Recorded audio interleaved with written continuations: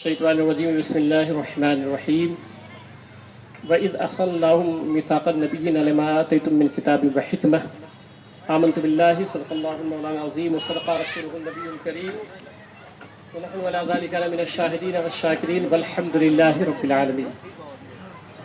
حضرات محترم، سب کا تعارف ہو چکا ہے جو اسٹیج پر جلوہ فروز علماء کرام ہیں۔ خصوصیت کے ساتھ میری پشت پناہی جو فرما رہے ہیں مناظر اہل سنت،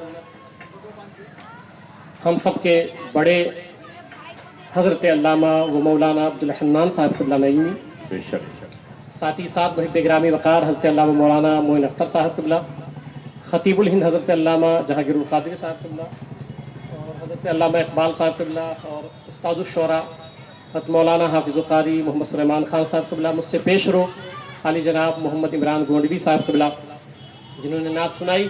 وقت بہت کم ہے، یہ جتنے بیٹھے ہیں سب آفتاب و ماہتاب ہیں، ان کے چہرے کی زیارت کریں، درود پاک پڑھیں، صلی اللہ علیہ نبی علیہ صلی اللہ علیہ۔ ایک شعر سنیں سرکار اعلیٰ حضرت کا اور اسی پر گفتگو ہو۔ بخدا خدا کا یہی ہے در، نہیں اور کوئی مفر مقر، جو وہاں سے ہو یہیں آ کے ہو، جو یہاں نہیں وہ وہاں نہیں۔ حضرت علامہ قاری ثناء اللہ صاحب قبلہ، قاری نثار احمد صاحب قبلہ بھی تشریف فرمائے۔ آپ کی توجہ بس 10 سے 15 منٹ میری طرف رہے، اور یہ محفل رسول ہے، اور جب نام لیا جائے کہ سرکار کی محفل ہے تو سب غلام ہیں یہاں پہ، تشریف رکھیں پرسکون ہو کر کے، یہ سب غلام رسول ہیں، اور محفل میں آئیں تو پرسکون ہو کے تشریف رکھیں آپ حضرات، افراتفری کا ماحول نہ بنائیں۔ میں اپنی گفتگو شروع کرتا ہوں۔ اللہ تعالیٰ نے حضرت آدم علیہ السلام کو زمین پر اتارا، جب زمین پر اتارا تو سرندیپ پہاڑ پر، ٹھیک ہے، جب وہاں اتارا تو حضرت آدم علیہ السلام جو جنت میں نغمات سنتے تھے وہ یہاں میسر نہیں، تو حضرت آدم علیہ السلام نے کہا کہ مولا میں چاہتا ہوں کہ جو عرش عظیم پر سب کچھ ہوتا تھا تو کیوں نہ فرش کو ہی عرش بنا دیا جائے۔ اللہ تعالیٰ نے حضرت آدم علیہ السلام کو، غور سے سنیے گا، بس 10-12 منٹ آپ کا ٹائم دوں گا۔ حضرت آدم علیہ السلام کو اللہ تعالیٰ نے فرمایا، اب سرندیپ اس وقت سری لنکا میں اس وقت ہے، اس وقت ہندوستان کا حصہ تھا، تو اللہ تعالیٰ نے حضرت آدم علیہ السلام کو یہاں سے چلایا، اور چلانے کے بعد وہاں لے گیا جہاں آج خانہ کعبہ ہے، اور فرمایا یہاں پہ کعبہ بناؤ۔ میرا سوال سنیے، پھر اس کا جواب آخر میں دوں گا میں، کہ کعبہ وہاں کیوں بنوایا؟ کوئی کہہ سکتا ہے بھئی کعبہ اس لیے وہاں بنوایا کہ عبادت کریں گے، بھئی نہیں، آدم علیہ السلام سے پہلے تو کوئی ہے ہی نہیں، تو اگر آدم علیہ السلام ہی کا صرف مسئلہ تھا تو کعبہ یہیں بنوا دیتا، سرندیپ پہ ہندوستان میں کعبہ بنوا دیتا۔ حضرت آدم علیہ السلام تنہا ہے، وہ عبادت کرتے، مگر حضرت آدم علیہ السلام کو کہا نہیں، چلیں آپ یہاں سے، اور لے جا کر کے خانہ کعبہ جو عرب میں ہے وہاں جا کے بنوایا۔ اور پھر حضرت آدم علیہ السلام، امام ارزقی رحمۃ اللہ تعالی علیہ، جو امام بخاری کے ہم زمانہ ہے، ان کی کتاب تاریخ مکہ عربی میں ہے، بہت معتبر اور مستند کتاب ہے، اس میں انہوں نے لکھا حضرت عباس رضی اللہ تعالیٰ عنہ کی روایت سے کہ حضرت آدم خانہ کعبہ بنائے اور پھر آ گئے، پھر یہیں آ گئے ہندوستان، اور خانہ کعبہ کی زیارت کے لیے پھر جاتے رہے، تو 930 مرتبہ حضرت آدم علیہ السلام کعبہ کی زیارت کے لیے تشریف لے گئے ہندوستان سے، 930 مرتبہ، 70 مرتبہ حج کرنے کے لیے لے گئے تشریف، اور آخر میں پھر وہیں مقیم ہو گئے، اور پھر وہیں ان کا مدفن بنا۔ 2 اقوال ملتے ہیں، ایک مسجد خیف، اس میں حضرت آدم علیہ السلام کی قبر ہے، اور ایک کوہ ابو قبیس جس کو دارالکنز کہتے ہیں، یہ کوہ ابو قبیس، اس میں آپ وہیں چلے گئے، پھر رہنے لگے، اور وہیں وفات فرمائے، اور وہیں آپ کی قبر شریف بنی۔ پھر جو نبی آتے رہے، آپ غور کریں، میں یہ سمجھانا چاہ رہا ہوں، ابھی ذہن میں آپ کے وہ نقطہ نہیں آیا کہ اگر کعبہ حضرت آدم کے لیے بنوانا تھا تو روئے زمین پر کوئی بندہ ہی نہیں ہے سوائے حضرت آدم کے، تو اگر کعبہ آدم کے لیے بنانا ہوتا تو ہندوستان میں بنتا۔ کیونکہ وہاں تو کوئی ہے ہی نہیں کہ وہاں بنوایا جائے، لوگ آ کر کے طواف کریں اور زیارت کریں، کوئی ہے ہی نہیں ہے. تو حضرت آدم کے لیے نہیں بنوایا. پھر جو نبی آتے رہے، حضرت ابراہیم علیہ السلام کو پڑھیں آپ، 70 مرتبہ یہ خانہ کعبہ کی زیارت کے لیے گئے. حضرت نوح علیہ السلام کو لے لیں آپ، طوفان نوح سے پہلے 150 مرتبہ خانہ کعبہ کی زیارت کے لیے. سبحان اللہ. جو نبی آ رہا ہے کعبہ کی طرف جا رہا ہے. سبحان اللہ. جو نبی آ رہا ہے کعبہ کی طرف جا رہا ہے.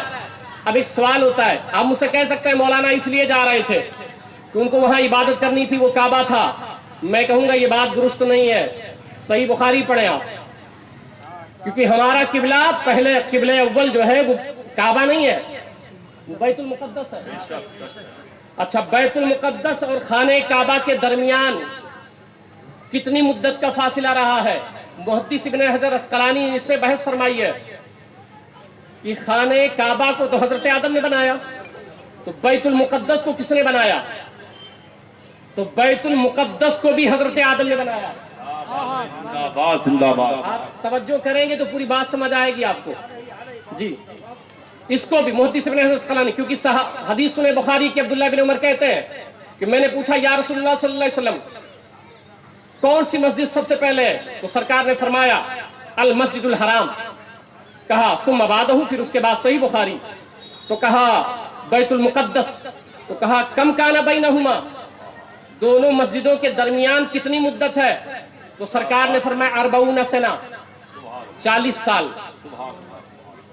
کعبہ بنا جس 40 سال کے بعد. یہ جو مشہور ہے نا کہ حضرت سلیمان علیہ السلام نے بنایا بیت المقدس، وہ ایسے ہی ہے جیسے حضرت آدم نے کعبہ کو بنایا، پھر اس کے مجدد ابراہیم علیہ السلام ہے، اس کی تجدید کی انہی بنیادوں پر. ایسے ہی بیت المقدس کے مجدد سلیمان علیہ السلام ہے، بنیاد حضرت آدم نے ڈالی تھی. اب 40 سال کا گیپ ہے. اب جو آپ کے ذہن میں خیال آ رہا تھا کہ لوگ عبادت کے لیے وہاں جاتے اس لیے کعبہ بنوایا، نہیں بھائی، وہ تو پہلا قبلہ ہے ہی نہیں. پہلا قبلہ تو بیت المقدس ہے، اور خانہ کعبہ کے جس 40 سال کے بعد بنا دیا گیا. تو عبادت جس کو کرنی ہے وہ قبلہ کی طرف، بیت المقدس کی طرف آئے، فلسطین کی طرف آئے. خانہ کعبہ تو پہلا قبلہ نہیں ہے نا، سب کو ادھر آنا چاہیے. مگر آپ دیکھیں حضرت زکریا علیہ السلام امام ہیں، مگر امام بیت المقدس کے ہیں، جا رہے ہیں خانہ کعبہ. حضرت عیسیٰ علیہ السلام، قوم بنی اسرائیل کو پڑھیں، یا قوم بنی اسرائیل پر جو انبیاء کرام آئے سب اسی خطے میں آئے، زیادہ تر شام فلسطین اسی حصے میں. لطف کی بات یہ ہے کہ عرب میں کوئی نبی نہیں آیا. عرب ایک ایسی زمین ہے جس میں میرے آقا کو چھوڑ کے کوئی نہیں آیا. تو ہر نبی یہاں آیا اور یہاں عبادت کر رہا ہے، قبلہ یہاں ہے، مگر اپنا قبلہ چھوڑ کے زیارت کے لیے مکہ جا رہا ہے. اب سوال سمجھ میں آیا نا کہ بھائی وہاں کیوں جا رہے ہیں، کیا وجہ ہے؟ کہ سارے نبی قبلہ اول کو چھوڑ کر کے. اور یہی نہیں، اگر میں تاریخ کے حوالے، مجھے 15 منٹ کا موقع ملا ہے مگر پھر بھی عرض کر دوں، یہ جو حجر اسود ہے، حجر اسود ہے اور آب زمزم شریف کا جو کنواں ہے، اس کے درمیان تقریباً 70 انبیاء کرام کی قبریں ہیں. میزاب رحمت کے نیچے امام حاکم کو پڑھیں، صحیح ان کی صحیح پڑھیں المستدرک، اس میں لکھتے ہیں کہ میزاب رحمت کے نیچے حضرت ابراہیم علیہ السلام، حضرت اسماعیل علیہ السلام کی قبر وہیں ہے، نوح علیہ السلام کی قبر وہیں ہے، حضرت ہاجرہ کی قبر وہیں ہے. اور پھر جو طواف کرتے ہیں تقریباً 70 سے 300 انبیاء کرام کی قبریں ہیں. سوال پھر وہی قائم رہا، یہ سارے انبیاء ادھر کیوں جا رہے ہیں؟ بات رہی بہت خوب، بہت عمدہ. عبادت کے لیے تو نہیں جا رہے ہیں، عبادت قبلہ اول یہاں ہے، تو عبادت کے لیے تو نہیں جا رہے ہیں. تو پھر یہ سارے نبی وہیں جاتے ہیں. تبلیغ کی جب تک ذمہ داری تھی کی، اس سے ہٹے تو کعبہ چلے گئے اور پھر وہیں دفن ہو گئے. تقریباً 1500 انبیاء کرام نے مسجد خیف میں نمازیں پڑھی ہیں، قباء میں نمازیں پڑھی ہیں. 300-400 انبیاء کرام کی قبریں ہیں، مقام روحہ ہے، کئی سو انبیاء کرام کی قبریں ہیں. سوال یہ ہے کہ سارے نبی الگ الگ خطے میں، مگر وقت انتقال وہاں جا رہے ہیں، کس لیے جا رہے ہیں؟ تو وہ اس لیے نہیں جا رہے تھے کہ وہاں قبلہ اول تو یہی ہے. پھر کیوں جا رہے تھے؟ عالم ارواح میں ایک میلاد ہوا تھا جس کو میلاد النبی کہتے ہیں. आलम अरवाह में जिंदाबाद। सारे नबी जमा थे। मेरे रब ने फरमाया था कि सुनो, जब तुम सब चले जाओगे तो मेरा हबीब आएगा। सुभान अल्लाह। निशानियां बताई थी, निशानियां बताई थी। खजूर वाले दरख्त रहेंगे, मक्का उस जगह का नाम रहेगा। तो जितने नबी मक्का जा रहे थे वो काबा के लिए नहीं, मुस्तफा के इंतजार में जा रहे थे। सुभान अल्लाह। नारे तकबीर, नारे रिसालत, मसलके आला हजरत अज़मत। दिलों में इश्क मुस्तफा बसा के खित्ते में रहते थे, फिर याद मुस्तफा सताती थी। उन्होंने पढ़ा था, जानते थे कि वहीं आने वाले हैं। अपना खित्ता छोड़ करके खाने काबा जाते थे, पूरी जिंदगी गुजार देते थे कि अगर जिंदगी में आ गए तो ठीक है, और फिर वहीं वफात फरमा जाते थे कि अगर मेरी हयात जाहिरी में ना आए तो जब मुस्तफा आएंगे कदम रख देंगे, कदम रख देंगे। और फिर इस पर एक बात और अर्ज करूं, सारे नबी वहीं जाते थे इसलिए कि हुजूर आने वाले हैं, सरकार आने वाले हैं। ये जो आप हसीन मंजर देख रहे हो, अल्लामा कारी रजब अली साहब किबला ने जो एक पौधा लगाया था, आप जानते हैं कि ये जो गुलशन उन्होंने बसाया है, इस गुलशन में जो फूल है, किसी फूल को हाजी बशीर कहते हैं, किसी फूल को हाजी अजमत कहते हैं, किसी को, सारी कमेटी का नाम मुझे नहीं पता। ये जो कमेटी है ये एक फूल है, कोई चमेली है, कोई अंबल है, कोई मुश्क है, और कोई गुलाब है, कोई गुले हजारा है। ये सब फूलों का नाम है, और उन फूलों से जो खुशबू आती है उस खुशबू का नाम कारी रजब साहब। जिंदाबाद, जिंदाबाद। ये सब सितारे हैं, ये सब सितारे ताल्लुम नूरिया बकाइया सूरज है। कमेटी वाले मुआविनीन सब सितारे हैं, नूरिया बकाइया सूरज है, और उस सूरज की रोशनी का नाम कारी रजब साहब है।